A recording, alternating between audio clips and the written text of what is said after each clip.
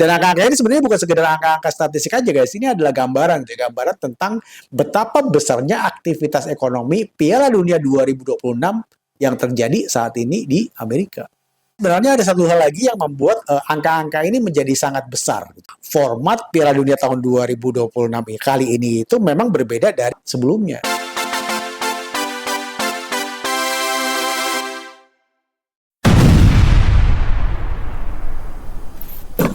Nah guys, ketemu lagi sama gue. Guys, kalau sekarang ada pertanyaan negara mana yang paling penting buat FIFA gitu ya, mungkin banyak yang akan jawab Brazil, Argentina, Jerman, atau mungkin Inggris gitu ya. Karena negara-negara itulah yang selama puluhan tahun itu identik dengan sepak bola gitu. Tapi kalau kita lihat Piala Dunia tahun 2026 ini, kalau lo baca angka-angkanya, jawabannya bisa sangat mengagetkan guys. Karena kalau ukurannya bukan sejarah sepak bola gitu ya, tetapi negara mana yang paling menentukan keberhasilan sebuah turnamen untuk Piala Dunia 2026 ini, itu Amerika Serikat terlihat sebagai negara yang sangat dominan gitu guys. Jadi tidak hanya sebagai peserta turnamennya itu sendiri, tapi juga dominan dalam hampir segala hal di turnamen Piala Dunia 2026 ini ya guys ya. Misalnya aja dari total 104 pertandingan Piala Dunia itu 78 pertandingan itu diselenggarakan di Amerika gitu. Jadi artinya ini sekitar 3/4 turnamen itu berlangsung di satu negara Amerika aja gitu ya. Dan dari 16 kota tuan rumah itu 11 kota berada di Amerika gitu, dan hanya 3 berada di Meksiko dan 2 berada di Kanada gitu. Dan kalau kapasitas stadionnya itu dihitung sekitar 79% seluruh kursi penonton itu selama turnamen Piala Dunia 2026 ini juga ada di stadion di Amerika. Terus angka-angka ini sebenarnya juga bukan cuma soal sepak bola semata guys, tapi ini juga soal uang atau fulus gitu. Nah, FIFA sendiri menargetkan pendapatan sekitar 13 miliar dolar gitu untuk satu siklus Piala Dunia di tahun 2023 sampai 2026 gitu ya, satu siklus gitu ya. Siklus Piala Dunia itu per 4 tahunan. Yang mana di dalamnya tuh ada sekitar 4,3 miliar itu berasal dari hak siar televisi gitu, terus ada sekitar 2,7 miliar dari sponsor dan marketing, dan sekitar 3,1 miliar itu berasal dari penjualan tiket serta hospitality gitu ya. Nah, pemerintah Amerika sendiri itu memperkirakan Piala Dunia 2026 ini akan menghasilkan sekitar 40,9 miliar aktivitas perekonomian. Setara dengan ratusan triliun rupiah yang berputar melalui hotel, restoran, transportasi, pariwisata, media, sponsor, hingga berbagai aktivitas-aktivitas lain yang muncul karena Piala Dunia gitu. Dan WHO sendiri, pemerintah Amerika Serikat itu memperkirakan turnamen ini akan memberikan tambahan sekitar 17,2 miliar dolar terhadap produk domestik bruto Amerika, dan menciptakan lebih dari 185.000 lapangan pekerjaan gitu ya. Meskipun sebagian besar itu adalah pekerjaan yang temporer, tapi 185.000 guys. Dahsyat banget kan. Dan ini masih belum lagi kalau kita memperhitungkan bahwa FIFA juga menempatkan kantor operasional penting mereka tuh di Miami gitu ya. Sementara pusat siaran internasional Piala Dunia juga ditempatkan di Dallas gitu di Amerika. Jadi yang terkonsentrasi di Amerika Serikat itu bukan cuma pertandingannya, bukan cuma stadionnya, bukan cuma penontonnya, tapi juga pusat operasionalnya guys. Pusat distribusinya guys, pusat distribusi secara globalnya guys, dan sebagian besar aktivitas ekonomi yang menggerakkan turnamen yang terbesar di dunia ini. Tapi guys, sebenarnya ada satu hal lagi yang membuat angka-angka ini menjadi sangat besar gitu ya. Yaitu bahwa format Piala Dunia tahun 2026 kali ini itu memang berbeda dari format-format sebelumnya. Piala Dunia itu sejak tahun 1998 sampai tahun 2022 itu pesertanya hanya 30 negara gitu ya. Tapi pertandingannya total pertandingannya itu ada 64 pertandingan. Nah, mulai tahun 2026 ini FIFA itu memperbesar turnamen ini menjadi 48 negara peserta dari 36. Jadi akibatnya itu jumlah pertandingan juga melonjak dari 64 menjadi 104 pertandingan. Artinya hanya dalam satu edisi itu ada tambahan 40 pertandingan, yang mana naiknya itu lebih dari 60% dibanding format sebelumnya, dan setiap pertandingan tambahan itu bukan cuman berarti ada 2 tim yang berlaga atau bermain gitu ya, tetapi juga ada tambahan tiket yang dijual, ada hotel yang terisi, restoran yang lebih ramai, aksiar yang bisa dijual gitu ya, sponsor yang mendapatkan exposure lebih lama, iklan yang tayang lebih banyak, hingga kota tuan rumah yang menerima lebih banyak wisatawan gitu ya. Jadi ketika FIFA itu memutuskan memperbesar Piala Dunia ini, yang bertambah itu bukan cuma jumlah negaranya gitu ya, tapi juga ukuran bisnisnya. Dan kalau turnamennya jauh lebih besar ini, sebagian besar pertandingannya dimainkan di Amerika, maka wajar kalau sebagian besar perputaran uangnya juga ikut terkonsentrasi di Amerika gitu. Dan angka-angka ini sebenarnya bukan sekedar angka-angka statistik aja guys, ini adalah gambaran gitu ya, gambaran tentang betapa besarnya aktivitas ekonomi Piala Dunia 2026 yang terjadi saat ini di Amerika. Nah, di sini pertanyaannya udah mulai berubah guys. Kalau hampir semua komponen terbesar Piala Dunia 2026 itu berada di Amerika dan perputaran uangnya juga mencapai puluhan miliar dolar gitu. Jadi apakah Amerika masih bisa disebut hanya sebagai tuan rumah yang biasa-biasa aja? Nah, belakangan ini banyak banget berita yang mengaitkan Donald Trump dengan Piala Dunia gitu. Ada yang bilang bahwa Trump itu terlalu dekat dengan Presiden FIFA, ada yang bilang bahwa Trump ikut campur, ada yang bilang FIFA sekarang sudah tunduk kepada Amerika, bahkan ada yang bilang Trump itu bisa mengatur Piala Dunia. Ini kedengarannya dramatis sih, tapi seperti biasa ya guys, kalau urusan ekonomi, politik, organisasi internasional atau geopolitik itu sesuatu yang kelihatannya sederhana itu biasanya kenyataannya tuh jauh lebih rumit daripada yang ada di permukaan gitu. Dan menurut gue di sinilah banyak orang boleh salah paham. Jadi kalau mereka tuh mengaitkan semua hal ini hanya karena faktor Donald Trump saja, jadi menurut gue kalau kita benar-benar memahami apa yang sedang terjadi, sebaiknya ya kita jangan mulai dari Donald Trump. Tapi kita harus mulai dari FIFA sebagai pemilik Piala Dunia itu sendiri. Nah, kenapa? Karena Trump itu hanyalah satu orang yang pasti suatu saat akan diganti gitu ya. Hari ini dia tuh presiden Amerika gitu, tapi beberapa tahun lagi bisa aja presidennya bukan Donald Trump. Tapi FIFA sebagai organisasi sepak bola internasional pasti akan tetap ada dan pasti akan tetap jalan.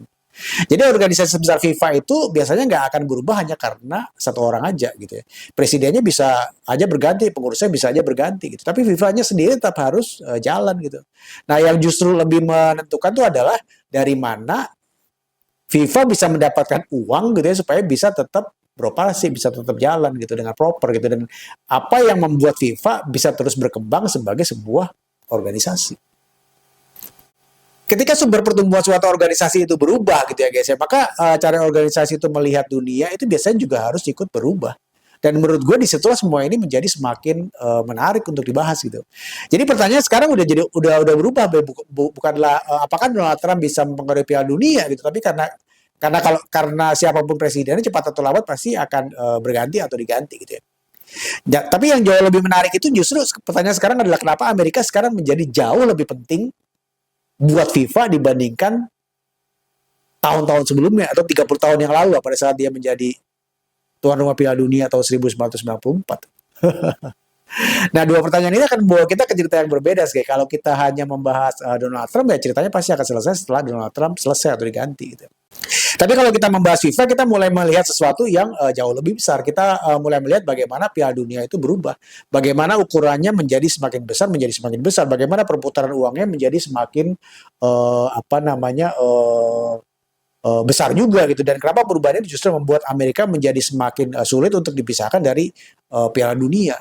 Nah, disinilah guys ceritanya baru akan menarik, baru akan kita bahas di video ini gitu ya. Nah, Amerika sendiri itu bukan secara tiba-tiba menjadi sangat berpengaruh guys buat FIFA, tapi sebenarnya apa sih yang berubah sehingga Amerika sekarang menjadi sangat berpengaruh buat FIFA dan Piala Dunia. Jadi kalau kita mundur 30 atau 40 tahun ke belakang gitu, Amerika ini bahkan bukan negara yang dianggap penting dalam dunia sepak bola gitu ya. Negara-negara Eropa mendominasi, Amerika Selatan mendominasi. Bahkan kalau kita bicara sejarah Piala Dunia, Amerika Serikat hampir tidak pernah masuk dalam percakapan sebagai pusat sepak bola dunia. Lalu bagaimana mungkin hal ini Piala Dunia terbesar sepanjang sejarah justru sebagian besar berlangsung di Amerika gitu. Apa yang berubah gitu? Apakah sepak bolanya, apakah politiknya gitu, atau jangan-jangan yang berubah bukan sepak bolanya sama sekali, melainkan cara FIFA menghasilkan uang. Di sini ceritanya sebenarnya guys, karena kalau untuk memahami kenapa Amerika itu menjadi sangat penting buat FIFA, kita harus kembali ke masa ketika Amerika itu justru sama sekali bukan siapa-siapa dalam dunia sepak bola, dan justru dari situlah semuanya ini berawal guys gitu ya. Jadi kalau kita mundur sekitar 30 atau 40 tahun ke belakang, sebetulnya ada satu pertanyaan yang menurut gue cukup menarik gitu. Jadi apa benar Amerika itu selalu penting buat FIFA?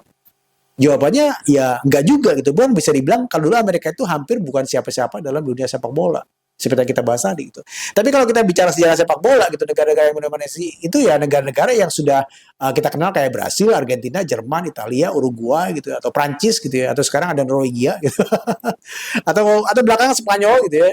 Jadi kalau orang ditanya negara sepak bola sepak bola gitu jarang banget gitu ada yang spontan menjawab Amerika Serikat gitu ya. Dan ternyata FIFA sendiri juga melihat sebetulnya sejarahnya seperti itu. Nah, selama puluhan tahun pusat gravitasi sepak bola itu memang berada di Eropa dan Amerika Selatan, bukan Amerika Utara atau Amerika Serikat gitu ya. Nah, disitulah pemain terbaik lahir, disitulah klub-klub besar berkembang, disitulah rivalitas yang membentuk sejarah Piala Dunia terjadi. Jadi kalau waktu itu ada orang bilang suatu hari nanti Amerika Serikat akan menjadi negara paling penting di FIFA, ya mungkin dulu pada bakal ketawa atau diketawain gitu. Karena pada saat itu nggak ada orang yang nyangka gitu. Boleh kalau lu generasi kelahiran tahun 70, 80 atau sebelumnya gitu di mana Amerika itu bukan siapa-siapa gitu.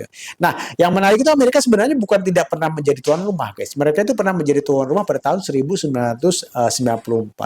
Dan menurut gue di sini cerita itu mulai berubah, guys. Karena Piala Dunia 1994 itu bukan cuma sekedar sukses Amerika itu sebagai tuan rumah, tapi juga sukses membuka mata FIFA sendiri.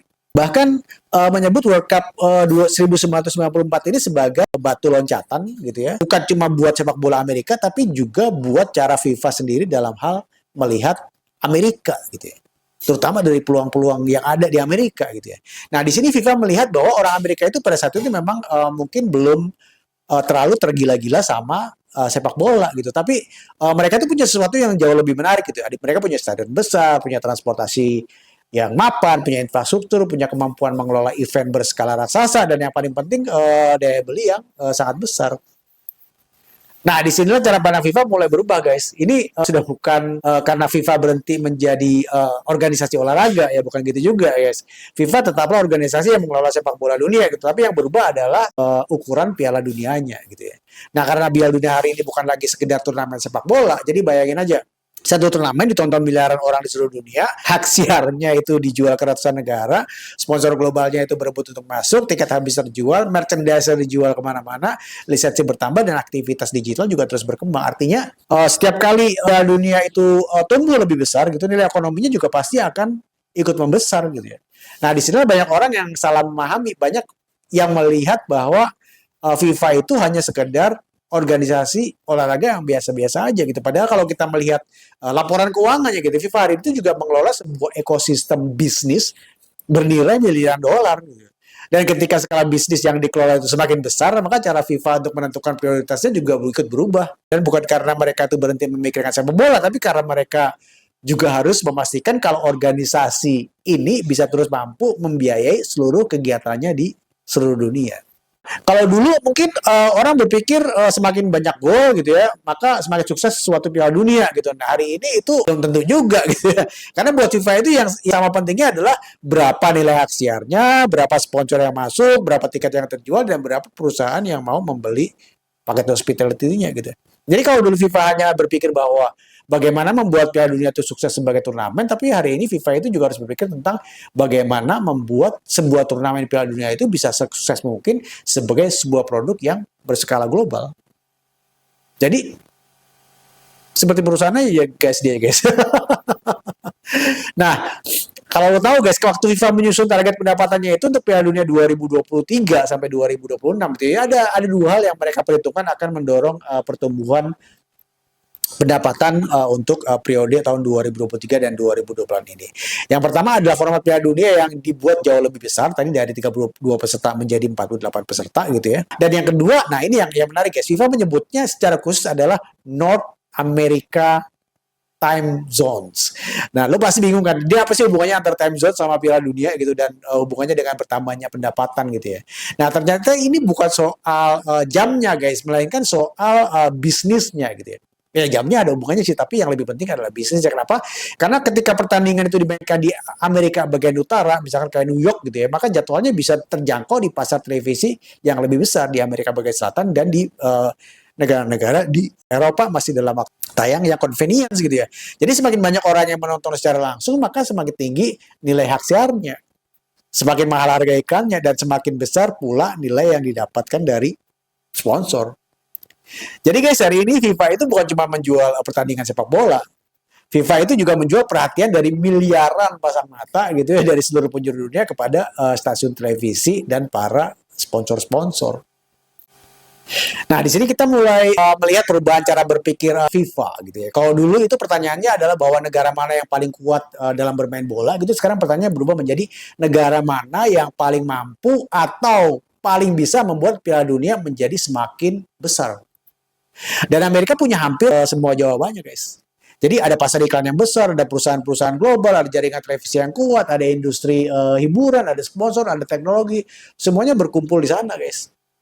Nah, bahkan kalau kita lihat daftar sponsor FIFA hari ini gitu ya, yang menarik itu bukan ya karena semuanya perusahaan Amerika, bukan guys. Justru sponsor FIFA itu datang dari berbagai penjuru dunia gitu ya. Karena memang di sana ada pasarnya gitu ya. Jadi Adidas, ada Qatar Airways, ada Aramco gitu, ada Hyundai, Kia gitu, ada Lenovo. Jadi FIFA itu jelas bukan organisasi yang sponsornya hanya dikuasai perusahaan-perusahaan di Amerika saja gitu. Tapi kalau kita lihat kategori-kategori bisnis yang memang strategis di Piala Dunia 2026 ini, Amerika tentu saja punya posisi yang sangat kuat gitu. Jadi dia di sistem pembayaran dia ada Visa gitu yang jadi sponsor, di minuman ada Coca-Cola, di perbankan ada Bank of America gitu, di restoran cepat saji ada McDonald, di perusahaan teknologi ada Salesforce, gitu, dan di lain akomodasi ada Airbnb gitu, dan di lain logistik juga ada Rocket Cargo gitu, dan di distribusi digital juga FIFA juga bekerja sama dengan platform seperti YouTube dan TikTok gitu. Jadi sekali lagi ini bukan seperti berarti sponsor FIFA itu adalah perusahaan Amerika gitu ya. Nah, jadilah beberapa sektor yang sangat penting untuk membuat Piala Dunia itu menjadi event komersial raksasa gitu ya. Amerika itu punya ekosistem yang sangat sulit untuk ditandingin oleh negara-negara lain gitu ya. Nah, mungkin sampai di sini ada yang mulai berpikir berarti FIFA sekarang cuma ngurusin atau mikirin atau mengejar duit aja gitu ya. Yang nggak sesederhana itu sih guys, karena organisasi sebesar FIFA itu memang membutuhkan uang. Ya kan, orang organisasi juga besar banget ya. Mereka tuh harus menyelenggarakan Piala Dunia, mereka mendanai ratusan organisasi sepak bola di seluruh dunia, dan mereka tuh mengembangkan sepak bola wanita gitu.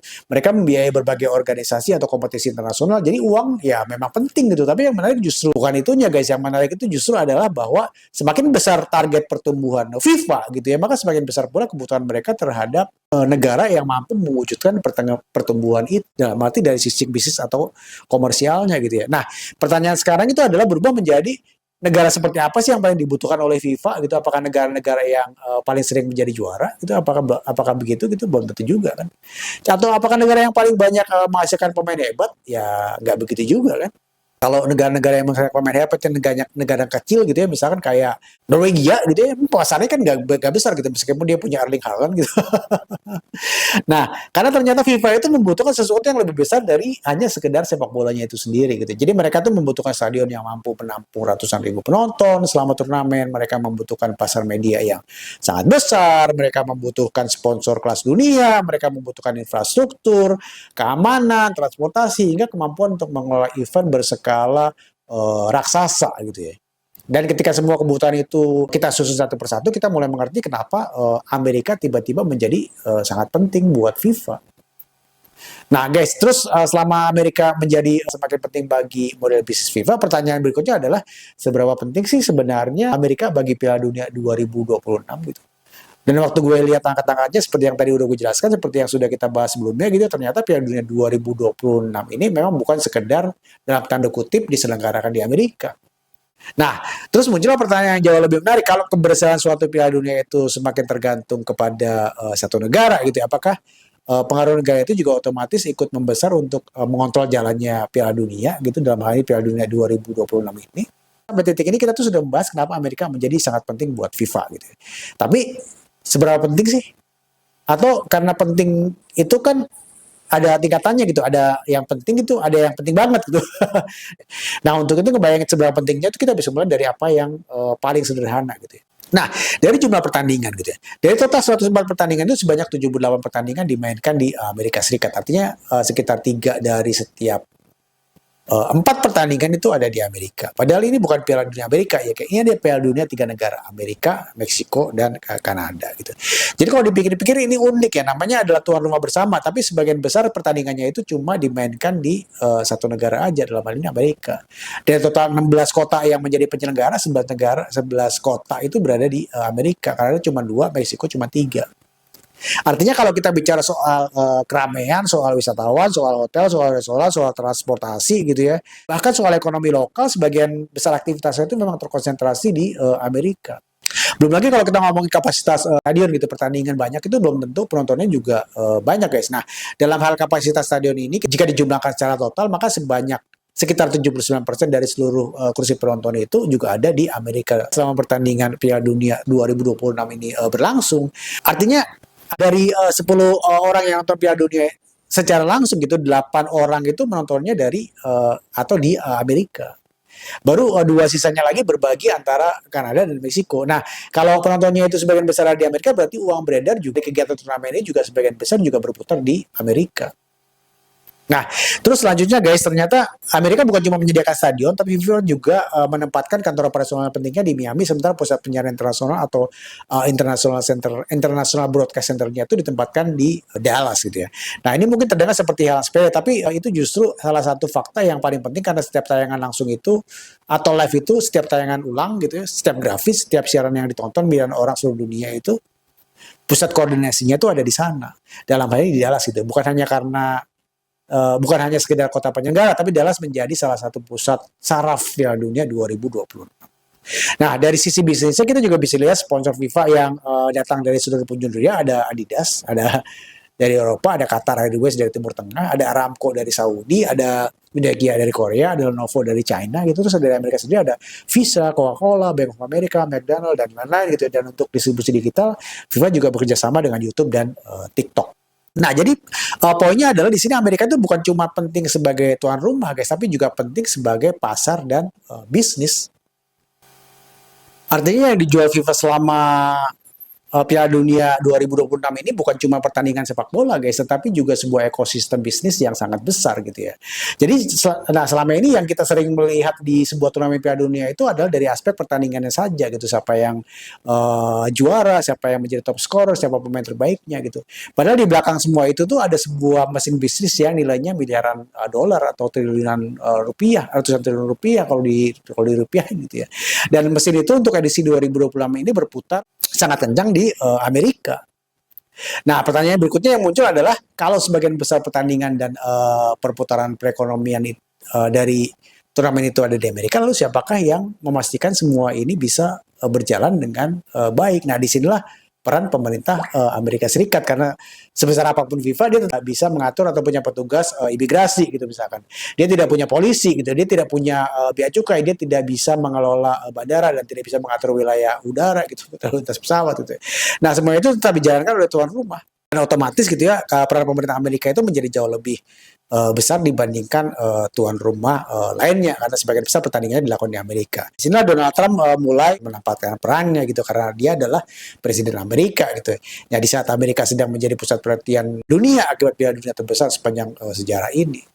Sekarang kita sudah sampai kepada pertanyaan, apakah FIFA itu benar-benar takluk pada Amerika gitu? Jawabannya ya enggak juga gitu. Tapi ternyata hubungan FIFA dengan Amerika itu dan Donald Trump itu ya jauh lebih rumit daripada sekedar mengontrol atau tidak mengontrol. Coba kalau kita lihat lagi pelan-pelan ya guys, dari penjelasan gue tadi itu kita sudah melihat bahwa sebagian besar pertandingan itu dimainkan di Amerika gitu, sebagian besar kapasitas stadion juga ada di Amerika gitu, kantor operasionalnya pentingnya FIFA itu ada di Amerika, pusat siaran dunia ada di Amerika, sponsor-sponsor strategis banyak berasal dari perusahaan yang beroperasi di Amerika, dan untuk menjalankan semua itu FIFA membutuhkan bantuan pemerintah Amerika. Nah, di sini Donald Trump berperan gitu ya, bukan sebagai orang yang bisa menentukan siapa yang juara Piala Dunia gitu ya, bukan gitu juga ya, tapi sebagai Presiden Amerika Serikat, sebagai negara tuan rumah Piala Dunia 2026 kali ini gitu ya, sebagai negara yang memegang peranan operasional terbesar dalam penyelenggaraan Piala Dunia ini gitu ya. Nah, Trump itu membentuk White House Task Force itu khusus untuk Piala Dunia. Trump mengkoordinasikan keamanan, Trump mempercepat koordinasi visa, Trump memobilisasi berbagai lembaga pemerintah Amerika gitu ya. Karena itu semua itu memang merupakan wilayah kewenangan dari Presiden Amerika Serikat gitu ya. gitu ya. Tapi apa itu berarti Trump itu bisa menguasai dan atau mengoreksi FIFA? Nah, disinilah batasnya mulai kelihatan gitu ya. Karena FIFA itu tetap organisasi yang berbeda gitu dari negara atau dari Amerika gitu. FIFA tetap kepunyaan dari 211 anggota asosiasi sepak bola yang menjadi anggotanya gitu ya. FIFA tetap punya kongres gitu, FIFA tetap punya statuta, FIFA tetap menentukan aturan kompetisi dan FIFA tetap menentukan struktur turnamennya gitu ya. Tapi memang ada beberapa klaim yang sering beredar di media sosial yang ternyata memang bisa dibilang berlebihan. Misalnya ada yang bilang bahwa Trump itu bisa menentukan kota mana yang bisa menjadi tuan rumah pertandingan gitu ya. Meskipun fakta datanya tidak menunjukkan itu, ada juga yang bilang Trump bisa seenaknya memindahkan lokasi pertandingan gitu ya, meskipun faktanya juga nggak ada gitu ya. Tapi ada juga intervensi Trump yang memang ada gitu ya, ada dalam hal pembatalan suspensi kartu merah salah satu pemain Amerika menjelang pertandingannya dengan Belgia dan ini memang terjadi gitu. Dan dia bisa mengintervensi gitu. Nah, inilah pelajaran menarik ya guys, karena kita sering melihat kalau ada organisasi internasional, kita langsung berpikir organisasi itu pasti independen gitu. Padahal kalau ada negara besar, kita langsung berpikir negara itu pasti mengendalikan semuanya gitu. Padahal kenyataannya seringkali kita tidak seperti itu. Yang terjadi sebenarnya adalah hubungan yang saling membutuhkan. Jadi dalam hal ini FIFA membutuhkan Amerika dan Amerika juga mendapatkan manfaat besar dari FIFA dalam hal perekonomian juga gitu dan hal citra pemerintah Amerika pada saat ini gitu ya. Jadi Piala Dunia itu membawa wisatawan, membawa investasi, membawa konsumsi, membawa perhatian dunia dan membawa citra internasional. Sementara bagi FIFA, Amerika itu menawarkan sesuatu yang sudah dicari tempat lain gitu. Ada infrastruktur, kapasitas stadion, ada pasar media, ada sponsor, ada teknologi, ada kemampuan menyelenggarakan event dalam skala yang sangat besar gitu ya. Jadi ini bukan hubungan atasan di bawah, tetapi adalah hubungan yang saling membutuhkan gitu ya. Nah, ada satu bagian yang menurut gue paling menarik guys, itu bukan soal Trump, bukan soal Balogun yang Trump minta kepada FIFA agar suspension kartu kuningnya itu ditinjau ulang gitu ya. Atau supaya bisa bertanding lawan Belgia di 16 besar gitu ya, bukan soal White House gitu ya, tapi justru satu kalimat sederhana. FIFA tentu saja tidak bergantung kepada Amerika untuk tetap menjalankan organisasinya gitu ya. Tetapi Amerika menjadi sangat penting bagi cara FIFA untuk terus berkembang. Dan guys, dua hal itu menjelaskan hampir seluruh isi video ini gitu ya. Karena tanpa Amerika, FIFA juga akan tetap eksis gitu. Dengan Piala Dunia berikutnya gitu ya, masih ada jutaan penggemar sepak bola di seluruh dunia gitu. Tapi untuk membuat Piala Dunia itu menjadi semakin besar, menjadi semakin komersial, menjadi banyak sponsor, semakin banyak hak siar, dan semakin besar nilai ekonominya, Amerika menawarkan sesuatu yang belum tentu bisa diberikan negara lain dalam skala yang besar gitu. Disitulah letak perbedaannya. Jadi kalau ada yang bertanya apakah FIFA sudah dipengaruhi oleh Amerika, itu jawaban gue ya gak juga gitu. Tapi kalau pertanyaannya apakah FIFA hari ini jauh lebih bergantung kepada Amerika dibandingkan 30 tahun yang lalu, jawabannya bisa dibilang iya gitu ya. Dan mungkin itulah tantangan terbesar organisasi-organisasi global karena semakin besar sebuah organisasi, semakin besar pula kebutuhan akan dananya gitu ya. Semakin besar kebutuhan dananya, semakin besar pula ketergantungannya pada negara, market, dan perusahaan yang mampu menyediakan sumber-sumber pertumbuhan atau dana-dana itu. Dan ketika tergantungan ekonomi itu menjadi semakin besar, pengaruh politik itu hampir selalu ikut membesar juga gitu. Bukan karena ada yang mengambil alih, tapi karena insentifnya memang bergerak ke arah sana. Dan ini bukan semata-mata tentang Donald Trump, ini juga bukan semata-mata tentang FIFA, jadi ini sebenarnya adalah tentang bagaimana uang, pasar, dan kekuatan ekonomi pelan-pelan mengubah cara organisasi internasional bekerja. Menarik gitu ya untuk kita pikirkan karena kemungkinan besar fenomena seperti ini bukan cuma terjadi di FIFA, tapi juga di banyak organisasi internasional lainnya gitu ya. Ya, itu tadi opini dari gue. Kalau lo ada pendapat lain, atau lo ada pendapat lain gitu. Kalau lo ada pendapat lain, lo bisa tulis di kolom komentar dan kita bisa diskusi di kolom komentar. Guys, thank you for watching my channel. And until I see you next time. Bye.